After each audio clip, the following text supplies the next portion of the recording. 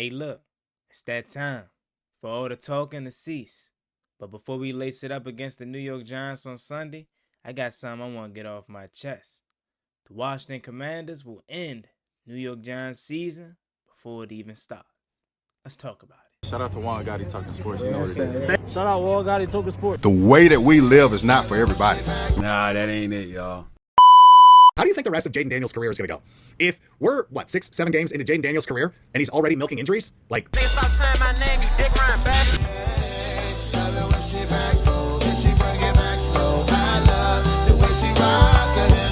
love the way she move it, shake it on me. When she cry for him, and Shawty is the winner. You can tell that Shawty love again now, she's confident.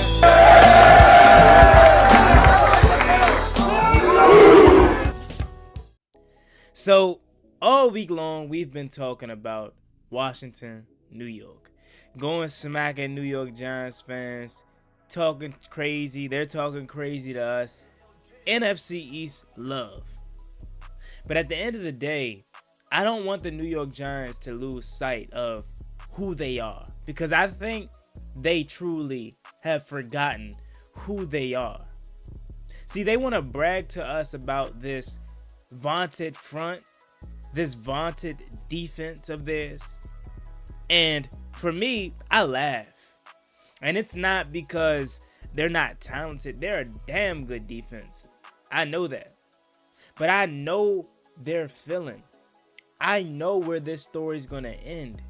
See, I think a lot of us may have forgotten. We literally used to be the New York Giants. In terms of relying on this vaunted pass rush, this vaunted defense. That was us. They literally sound like, oh, this defense. You don't really speak on this offense, but this defense up front is this and that. And I seen someone in the comments the other day try to say, well, we had Montez Sweat and Chase Young. We didn't have what they have. My guy, why are we acting as if Chase Young wasn't a second overall pick? Why are we acting like Montez Sweat wasn't looked at as one of the best pass rushers in the NFL at the time?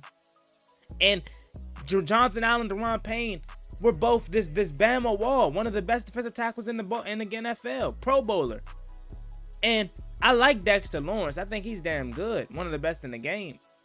But outside of Abdul Carter and Paulson Adebo and Javon Holland and their rookie cornerback they added, like, this is the same defense that we went up and down the field on last year. So what is significantly different that they feel like is going to give them an advantage on Sunday? I'm not sure. Because you can talk about the upgrades you made with bringing in Abdul Carter. Well, we have his kryptonite, Josh Connolly Jr. Josh Connolly Jr. gave him the business in college. And you think he about to come out the gates and do something to learn me Tunsil? One of the best left tackles in the game? See, they talk about this defense, but they fail to realize the upgrades we made offensively across that line. That line has had a significant upgrade. And you're going to see that. I'm really waiting to see how this defense affects Jaden Daniels and this Washington Commanders offense, because that's what they living and dying by. And I don't blame them, because offensively, they're handicapped. They want to put their trust into a 30-plus-year-old Russell Wilson, who I call check down shorty, because he doesn't want to be hurt. He doesn't want to be hit. He doesn't want to stand in there and throw the ball 15, 20 yards down the field. Like, he's check down shorty. That's what you call Russell Wilson. And they're putting their faith in him. But you want to know what's crazy? Anytime they bring up Russell Wilson, they try to point to last year's game versus the Steelers and tell us that's why they're going to beat us. And I'm like, bro, first of all, you don't have Mike Tomlin as your coach. We aren't guaranteed to turn the ball over multiple times in that game, i.e. the Olamide Zaccheaus drop punt. Jaden Daniels wasn't healthy, so he missed a wide open Luke McCaffrey, Zach Ertz tackle before the sticks, but they don't measure. Like, a lot went wrong in that game that I don't think is going to happen on Sunday. Yeah, you got Malik Neighbors, damn dog, one of the best in the game already. But again, I go back to the significant upgrades that we made on defensively for us. See, the first time he played Washington, he was going up against Michael Davis, Benjamin St. Juste, Emmanuel Forbes. I could have got open against those guys. But now you're facing a healthy Marshawn Lattimore. You're facing a young rookie Trey Amos, who's highly touted, SEC's finest. Probably played Malik Neighbors in college, if I'm being honest. And of course, Frozone, Mikey Samerstill, Beast. Washington's going to wipe the floor with the Giants. And I don't mean a blowout victory. I mean shooting their confidence down in one game. That's why the title of this video is Washington will end their season in just one game. Because they're coming in too hyped up. They're coming in too amped. They think they about to come in this joint and do, yeah. Like they think, okay, this the same Washington. This is, they still look at us as pre-Daniels era. They don't understand. Northwest about to be rocking on Sunday. Speaking of that, you can get some standing room only tickets if you would like. Use promo code juangotti on SeatGeek to get 10% off your first purchase. I told y'all should have been got y'all tickets. See, I'm going to be there. I'm going to be there. But the Washington Commanders are so much better than the New York Giants. This is not even just me being a fan. This is me being honest, literal. Like, we're the better team. We're supposed to win. We're supposed to not even be on the same surface as those guys. See, our goals for this season is potentially Super Bowl trip. That's what we're thinking. They're trying to figure out if Brian Daboll and Joe Shane will be here next year.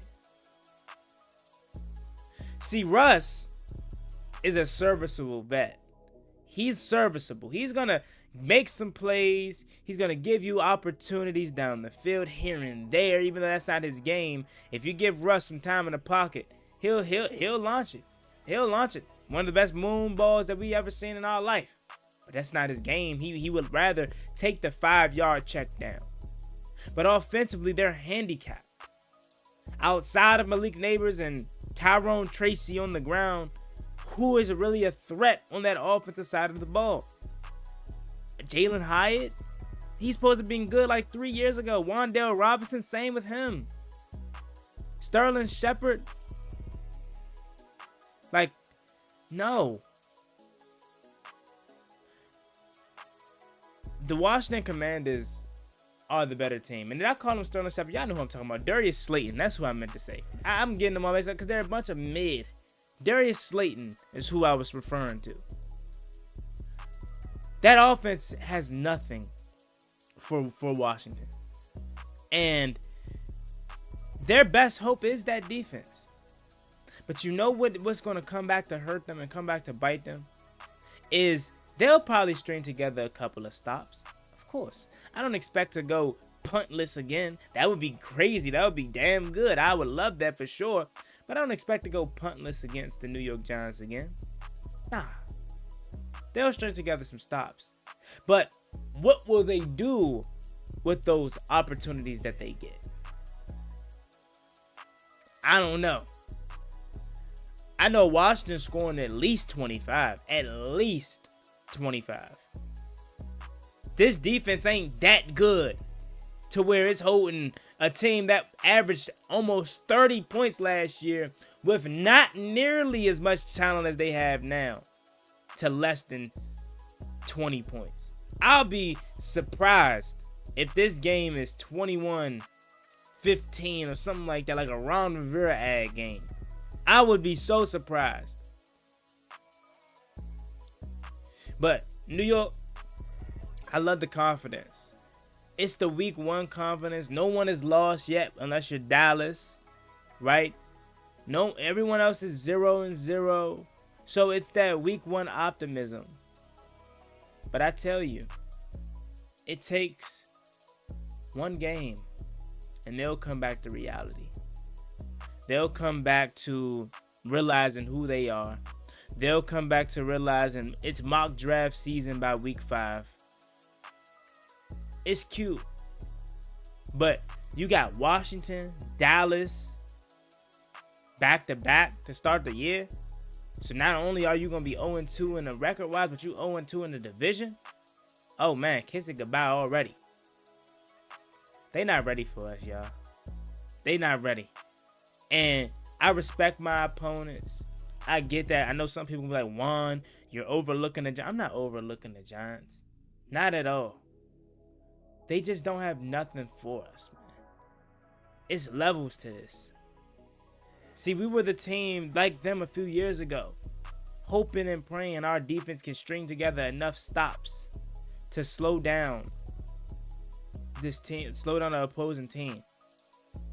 But 9 times out of 10, what did we do offensively? Not a damn thing. So I know how it feels to rely on a good defense and still lose. You're out of your mind if you think this vaunted pass rush, this vaunted defense is going to hold Jaden Daniels down in this offense for a full 4 quarters. Like I said, they may get a few possessions. They may dominate a quarter. They may dominate a half. But we're a team and coach team that makes adjustments like no other. That's our thing. We don't sit on our hands. We see what was working, what wasn't, who was killing us, who wasn't, and we make them adjustments at halftime. They not ready for us, Slim. I'm telling you. I'm telling you they not ready for us. Come Sunday, 1 p.m., kickoff, it's up. And it's stuck. And I'm so ready to see us destroy the New York Giants. That being said, it's me and boy Juan Gotti, and I'll leave you with this. The Washington Commanders are ending the New York Giants season after 1 game. Make sure you like, comment, subscribe to the channel as always. It's me and boy Juan Gotti. Turn on post notifications. We're on the road to 11,000 subscribers. We're ever so close to 11,000 subscribers, so we greatly appreciate if you can reach that goal as soon as possible.